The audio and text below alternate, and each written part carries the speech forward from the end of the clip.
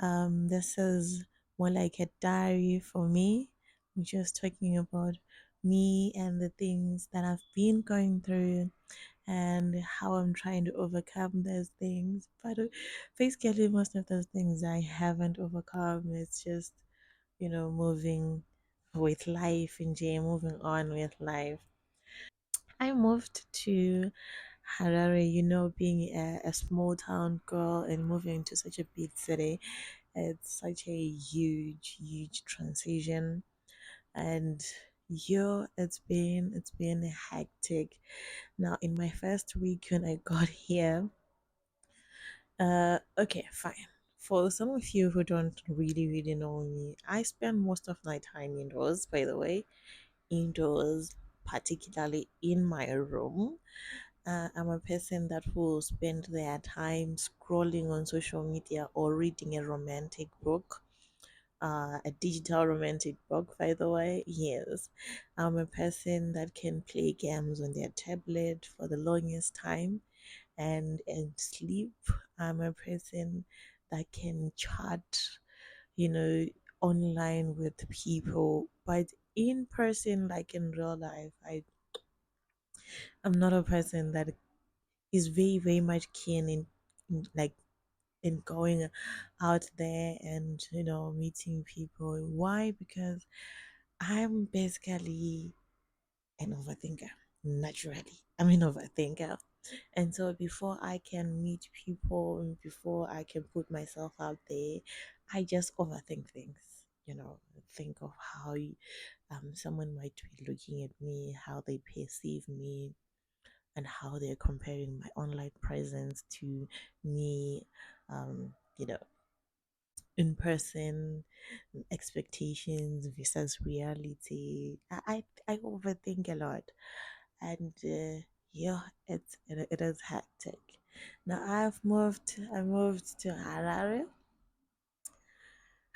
I literally stay by this main road, and if it's not soldiers marching along this road, it is sirens, or it's just cars passing, back and forth, back and forth. So I moved to Harare, and it's only going to be a couple of weeks, by the way. I never expected Harare to be so difficult to adjust, but I guess it's understandable because I'm a girl that's coming from a small city. But I've been in Bulawayo now for quite a long time. But now Harare and Bulawayo, they're quite different. They're quite different. Now, in my first week, when I started here, I actually told myself that I don't want to bother myself with going to look for people to do my hair and stuff. I'm just going to do lines like, freehand on my head, and then I'll just wear wigs for the longest time or until I go back to my natural settings, which is Blawayo, by the way. Fine. I came in here, I did like 2 weeks. I was working from work, and then I'm just relaxed. It's a normal day. I use transport to go to work, but when I'm going back home, I would like walk just to take a stroll and all that. And saving, by the way. Fine. So I'm walking, and no, by the way, my week was tight, and I'm walking, and then just from nowhere, I hear a little bit of pull. And then when I look by the side, someone just, starts running, and then they jump over a wall that was next to this pavement that I was using. And I was just so shocked. Now, in the morning before I went to work, I had read some article about street kids, grabbing wigs and running away with them. Apparently, there's street kids working with, some hairdressers who buy these wigs and then sell them, yada yada and stuff. So that very evening, same thing happened to me. The first thing that street kid said was, "Ah, ndaipota," which means I missed it. Basically, he just wanted to grab my wig and run. And from that day, I was just so traumatized, And mind you, it was during the week, so there was absolutely no way I could just, you know, go to work with my hair, especially in that environment that I work in. Ugh, everyone is always looking good, so I couldn't. So I braved it up until the end of the week, and then oh, I had to ask one of my friends who stays in Harare, where can I get my hair done? And people were referring me to 60 US dollar cornrows, 80 US dollars. And I was like, who pays for such an amount just for cornrows? Harare is just so expensive. Or am I now paying for the experience or paying for the building? Do they offer food? What is going on? Anyway, I had to ask another friend of mine who then, showed me someone that she goes to, and she did like a very very good job.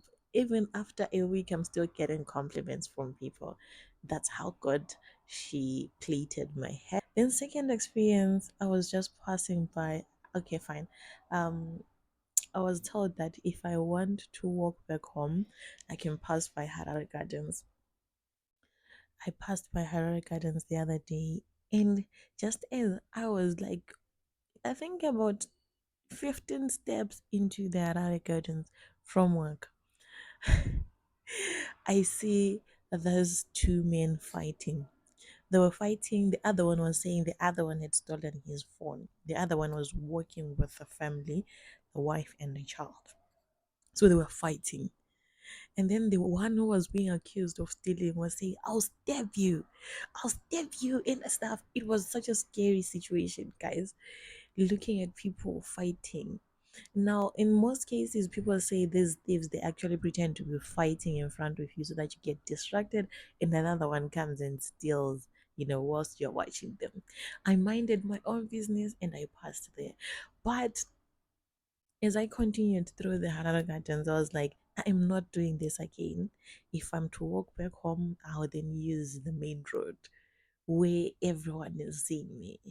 Now, I don't know if those people in Harare react the same way as other people.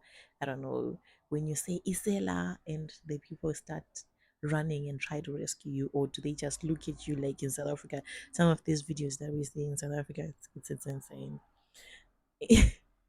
You see my experience in Harare so far, and it's only been less than a month. It's fine.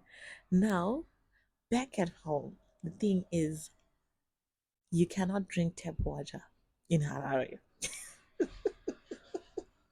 You absolutely cannot drink tap water. Harare water smells mud. It smells so bad. There is this area where I pass by from work. There, I think it's a burst pipe. So whenever I pass by and there's water, you can actually, get the scent of the water. The water is just so muddy, and it's the same even when it's coming from the tapes. The water is muddy, and you absolutely cannot drink it. Now, this then means that people either rely on buying water or bore water. If you stay in Harare in the long run or for a very long period and you're drinking bore water, best believe that your teeth are going to be stained. They are going to be affected, and you're going to have some lines on your teeth, or you're going to have, you know, I don't know, your teeth are just going to have a different look altogether, especially if you're going to rely on bore water. Things are tough. You cannot be buying water every day. Now, I am drinking for water, and I'm now I've gotten used to it. I remember sometime when I was dating this person, I always told them that I don't drink water that is it has a funny taste. And look at me now. Look at me now. It's insane. Another thing is the dirty water is not always available. Where I stay, water is available from Monday to Friday, and in some instances it's like Monday to Thursday. And then weekends, There's no water.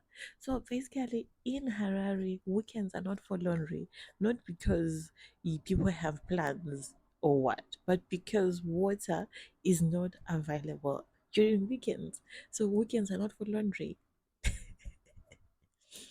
Now, in my case, now I have to do laundry on Monday or Tuesday or even Wednesday.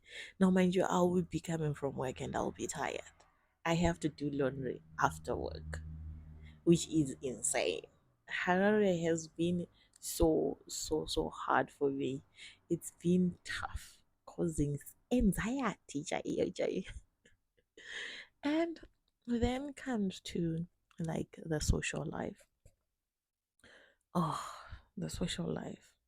When you don't have friends, you know, in a certain area and you don't have a car to be moving you from one place to another, it is so tough. It is so hard.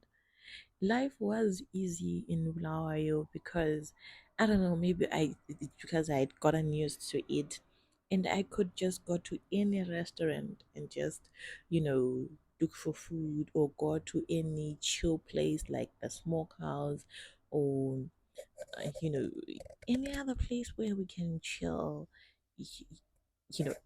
And also, I have friends in Bula where we could organize some things.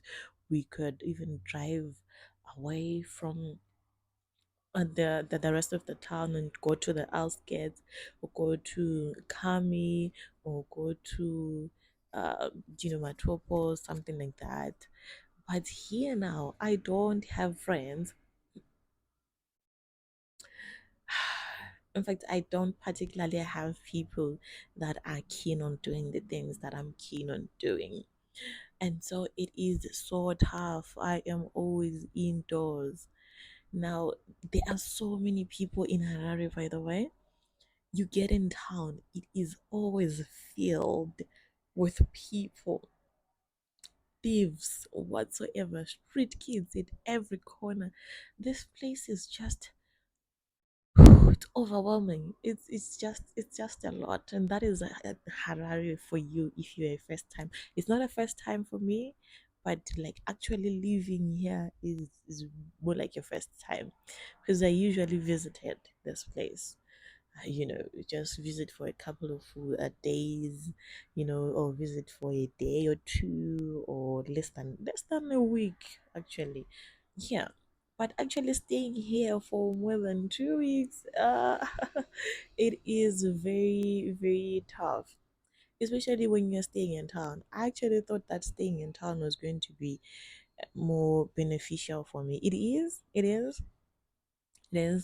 but yo now if you want to go to these like restaurants with the bars with bands, you have to drive long distances, and apparently the taxi fares are more like $15, $20. In Malawi, we just used to like $10. If it's a lot, it would be like $12 and stuff. So, mm, this is the life date, my guys. This is the life date, guys, because your life, the life date. Oh my gosh, this is the life update, guys. It's hard being in Harare, but I am trying.